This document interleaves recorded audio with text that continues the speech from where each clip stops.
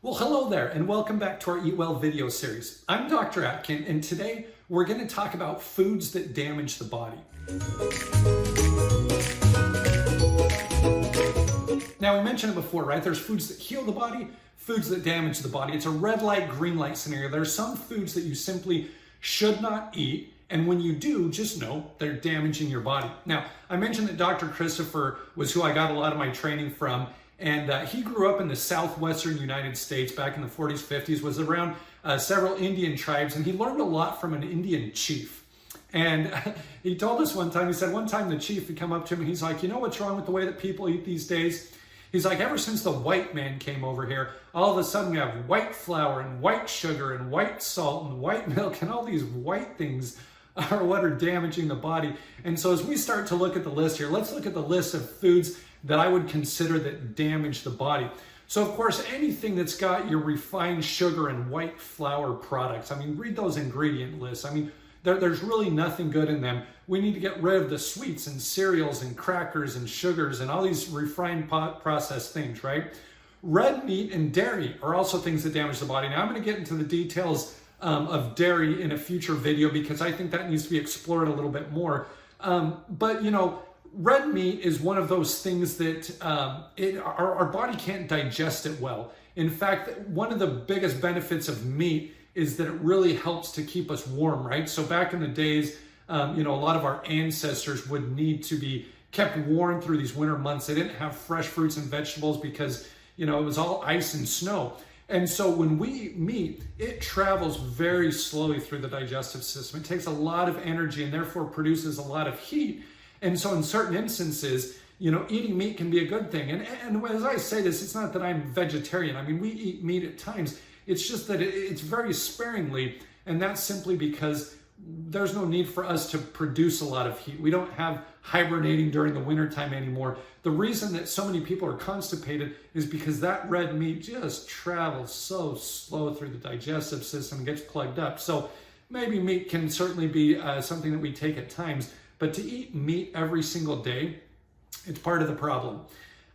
Processed foods, added salt, you know, certainly salt is an important part of the diet, but all the sodium that we add to stuff, that's certainly going to damage the body. Hydrogenated oils, let's just take a quick minute on that. So for example, butter versus margarine, right? Butter is a dairy product, and dairy products is something that we should avoid.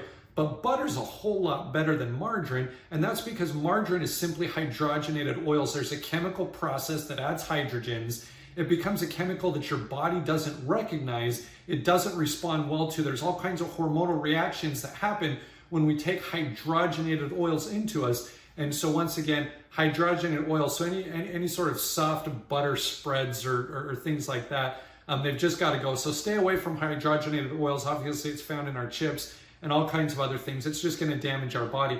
The majority of sweeteners, obviously sugar, high fructose corn syrup is one of the biggest problems. That's why our kids, you know, are all wired and going crazy these days, is that there's that high fructose corn syrup and everything. Artificial flavors. I mean, I have people come to me and they say, well, doctor, can I make healthy choices because I go with diet soda rather than regular soda?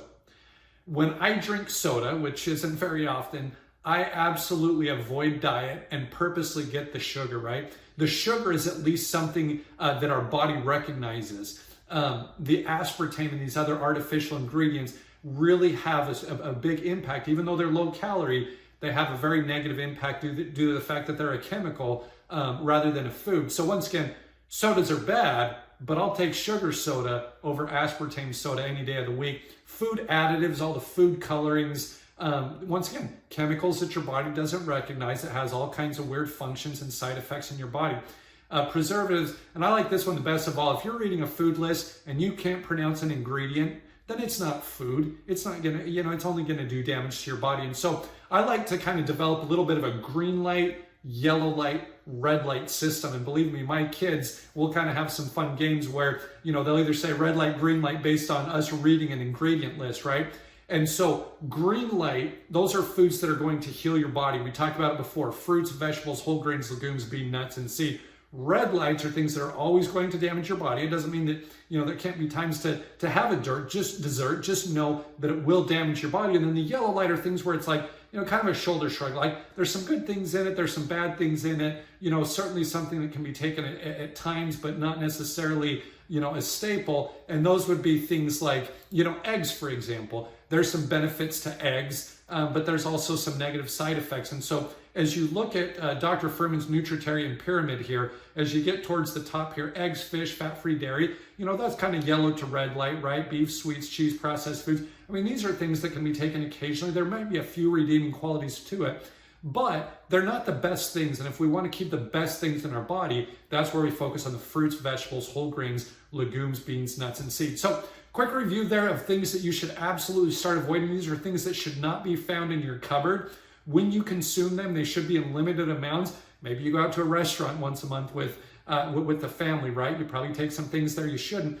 But if you can go in your cupboards and fridge and have easy access to foods that damage your body, then you're going to get yourself in trouble. So that's a little bit on that, and we will talk about our next topic on next time. I look forward to talking to you then.